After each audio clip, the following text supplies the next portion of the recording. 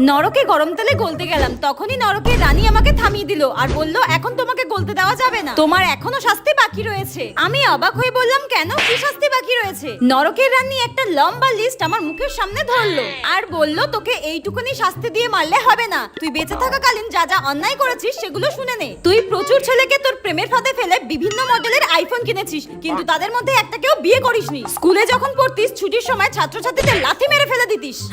মায়ের ব্যাগ থেকে টাকা চুরি করে স্কুল বাঙ্ক মেরে সেই টাকায় সিনেমা দেখতে যেতিস আর ফুচকা খেতিস। এগুলো শুনে আমি মনে মনে ভাবলাম আমার জন্ম থেকে মৃত্যু পর্যন্ত সব হিসাব রেখেছে। তারপর স্কুলে টিফিনের সময় সবার টিফিন তুই একাই কেড়ে খেয়ে নিতিস। এখানে আরো লিস্ট আছে, অনেক লিস্ট আছে, শুনতে চাস তুই? আরো শুনতে চাস? তাহলে শোন।